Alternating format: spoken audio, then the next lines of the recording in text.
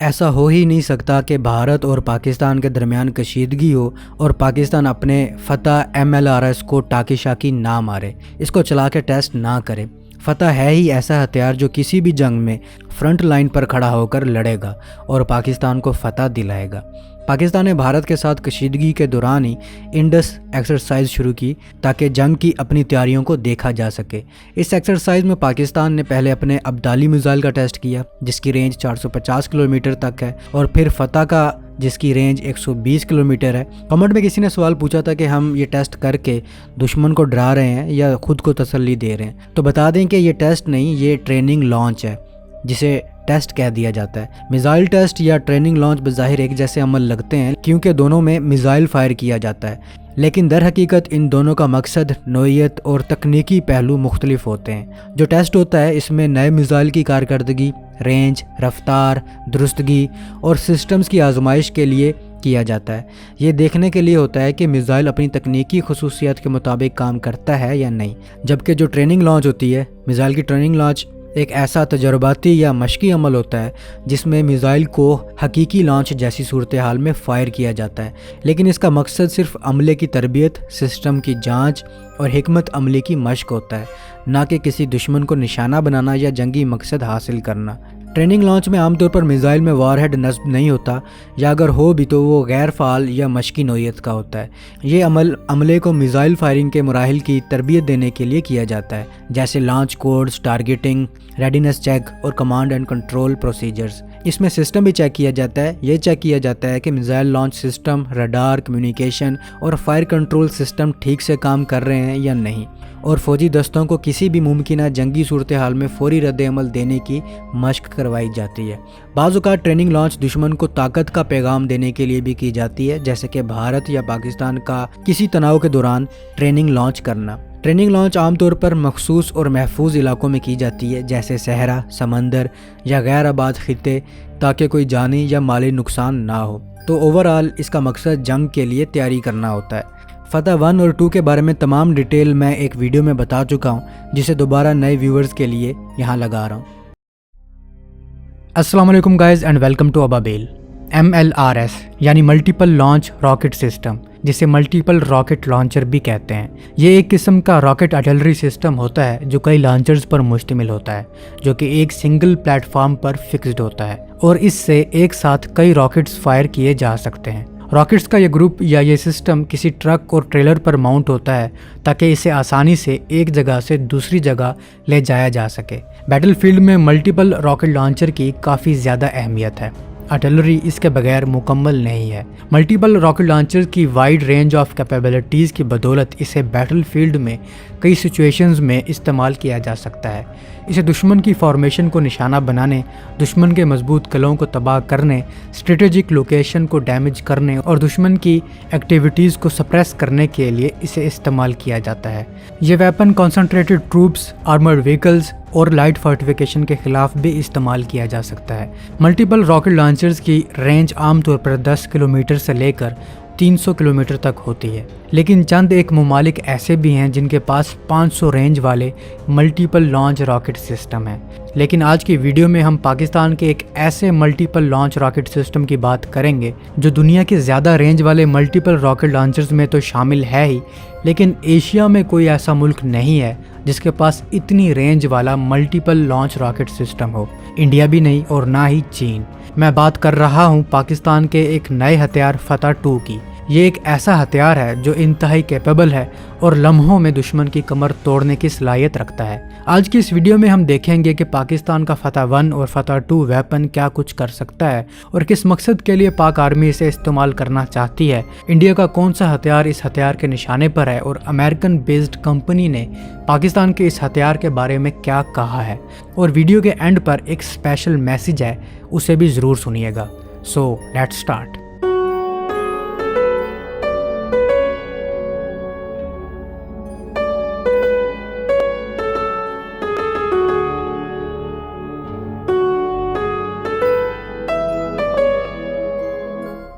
آگے بڑھنے سے پہلے آپ کو بتا دیں کہ پاکستان کے پاس اس وقت 4 ملٹیپل لانچ راکٹ سسٹم موجود ہیں. ایک KRL غضب جو کہ پاکستان نے سوویت BM-21 گریڈ پر بیسڈ خود ہی ڈیولپ کیا ہے. ایک ٹائپ 83 MLRS یہ چائنیز ویریئنٹ ہے اور پاکستان ازر کے نام سے اسے خود ہی ڈیولپ کر رہا ہے. ایک A100 یہ بھی چائنیز ویریئنٹ ہے جسے پاکستان خود ہی ڈیولپ کر رہا ہے. اور پاکستان کی فتح سیریز جس میں فتح 1 اور فتح 2 ملٹیپل لانچ راکٹ سسٹم ہے. یہ سسٹم ٹوٹلی پاکستان نے خود ہی ڈیولپ کیے ہیں. فتح 1 ایک guided multiple launch rocket system ہے جس کا کامیاب تجربہ 2021 میں کیا گیا. اسے پاکستان کی ڈیفنس کمپنی گڈز نے بنایا ہے. یہ ایک فاسٹ ریئیکشن، لانگ رینج اور ہائی ایکوریسی سسٹم ہے جو کہ دشمن کے گروپ اور ایریا ٹارگٹس کو آسانی سے ڈسٹرائے کرنے کی صلاحیت رکھتا ہے، جیسا کہ دشمن کے ملٹری بیسز، میسو armoured troops, missile launching sites, large airports, harbours اور دوسری اہم فیسلٹیز کو یہ ٹارگٹ کر سکتا ہے. اس کی رینج 70 کلومیٹر سے لے کر 150 کلومیٹر تک ہے اور اتنی رینج میں یہ 8 کلومیٹر تک کے ایریا میں 8 ٹارگٹس کو ایک ساتھ انگیج کر سکتا ہے. فتح 1 میں 8 لانچر ہیں جس سے 8 مختلف ٹائپ کے راکٹس فائر کیے جا سکتے ہیں. یہ روایتی وار ہیڈ پر مشتمل ہے. اس کے منیشنز میں ہائی ایکسپلوزو فریگمنٹیشن، سب منیشن اور کلسٹر منیشن شامل ہیں اور اس سسٹم کی ایکوریسی 50 میٹر تک ہے، یعنی کہ زبردست ایکوریسی ہے. ٹارگٹ مس ہونے کے بالکل بھی چانس نہیں ہے. اس میں advance integrated fire control system ہے جو کہ ایکوریٹ ٹارگٹنگ اور میزائل گائیڈنس کے کام کرتا ہے. گائیڈنس کے لیے اس میں انرشل نیویگیشن سسٹم اور گلوبل پوزیشننگ سسٹم بھی موجود ہے. اور یہ سسٹم جس پلیٹ فارم پر ماؤنٹ ہے وہ 8x8 ٹرک ہے جس کی وجہ سے اسے ایک جگہ سے دوسری جگہ آسانی سے لے جایا جا سکتا ہے اور اپنی ڈیزائر لوکیشن سے دشمن کے اہم ٹھکانوں پر راکٹس کی بارش کی جا سکتی ہے. اور اس سسٹم کی شیلف لائف 10 سال رکھی گئی ہے. دوستو 2 سال کے کم عرصے کے دوران پاکستان نے فتح ملٹیپل لانچ راکٹ سسٹم کا اگلا ورژن فتح 2 بھی بنا لیا ہے جس کا ٹیسٹ ریسنٹلی کیا گیا ہے. یہ ایک long range high precision strike weapon ہے جس کی رینج 400 کلومیٹر تک ہے اور اس ریجن میں صرف یہ ایک ہی اس قسم کا ویپن ہے جو اتنی زیادہ رینج کا حامل ہو. چین اس وقت PCL-191 پر کام کر رہا ہے جو کہ 500 کلومیٹر کی رینج کا حامل ہے، لیکن ایک تو یہ انڈر ڈیولپمنٹ ہے اور سروس میں شامل نہیں ہوا، اور دوسرا یہ ہائی مارس لائک راکٹ سسٹم کی طرح ہے اور ٹیکٹیکل بیلسٹک میزائل فائر کرتا ہے، تو اس کی کیٹیگری کچھ چینج ہے. جبکہ فتح 2 کے بارے میں رپورٹس یہ بھی ہیں کہ پاکستان اس کی رینج 500 کلومیٹر تک بڑھا سکتا ہے. جبکہ انڈیا کے پاس جو ملٹیپل لانچ راکٹ سسٹم ہے اس کی ایکسٹینڈڈ رینج 120 کلومیٹر تک ہے جو کہ پناکا مارک 2 MLRS ہے اور یہ انڈیا کے MLRS ارسنل کی بیک بون سمجھا جاتا ہے. فتح 2 ایک state of the art weapon ہے جس میں state of the art avionics install کیے گئے ہیں، یعنی اس میں پاکستان نے جدید ترین ایویونکس انسٹال کیے ہیں. اس میں جو مٹیریل استعمال کیا گیا ہے وہ ایڈوانس مٹیریل ہے. اس میں سوفسٹیکیٹڈ نیویگیشن سسٹم ہے اور اس میں سے نکلنے والے راکٹس یونیک فلائٹ ٹریجیکٹری استعمال کرتے ہیں. اس کے ٹیسٹ میں جو سسٹم دکھایا گیا ہے اس میں 2 بیرل یا لانچرز دکھائی گئی ہیں جنہیں مزید بڑھایا جائے گا. ممکن ہے کہ یہ 8 کر دی جائیں. فتح 1 کی طرح یہ سسٹم بھی 8x8 ٹرک پر ماؤنٹ ہے. اس کا سوفسٹیکیٹڈ نیویگیشن سسٹم اور گائیڈنس سسٹم اسے اجازت دیتا ہے کہ یہ اتنی زیادہ رینج پر ہائی پریسیجن سٹرائک کر سکے. اس کی ایکوریسی کتنی ہے یہ کلاسیفائڈ ہے. اس میں وار ہیڈ کون سا استعمال کیا جا رہا ہے یہ بھی کلاسیفائڈ ہے. اس کی زیادہ تر کیپیبلٹیز کلاسیفائڈ ہی رکھی گئی ہیں. دوستو اسٹمسن سینٹر ایک نان پروفٹ اور غیر جانبدار تھنک ٹینک ہے جو کہ کریٹیکل ایشوز پر ریسرچ کرتا ہے اور انڈیپینڈنٹ انالیسز دیتا ہے.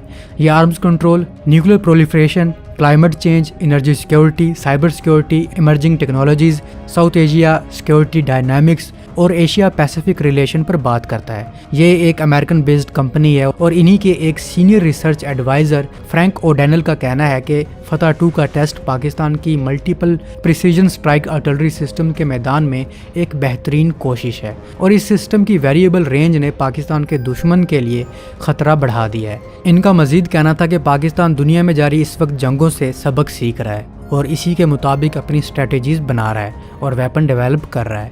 ان کا کہنا تھا کہ آذربائیجان اور آرمینیا اور روس اور یوکرین کی جنگ کو دیکھتے ہوئے پاکستان نے کامبیٹ ڈرون کی طرف توجہ دینا شروع کی اور ان کا مزید کہنا تھا کہ پاکستان کامبیٹ ڈرون اور low cost artillery system precision ground bombardment کے فوائد سے اچھی طرح آگاہ ہے. اور آخر میں ان کا کہنا تھا کہ پاکستان کے فتح 2 ویپن سسٹم کے ٹارگٹس میں انڈیا کا S-400 एयर डिफेंस सिस्टम भी शामिल है। इनका कहना था कि पाकिस्तान इस वेपन को S-400 के खिलाफ डिकॉय के तौर पर इस्तेमाल कर सकता है, मतलब फतह 2 के जरिए S-400 पर फायर किया जाएगा और इसी की आड़ में कॉम्बैट ड्रोन S-400 पर अटैक करेगा। मतलब इन दोनों के कॉम्बिनेशन से S-400 को नकारा किया जा सकता है और एयर स्ट्राइक के दरवाजे खोले जा सकते हैं। फतह 2 भी S-400 को तबाह कर सकता है।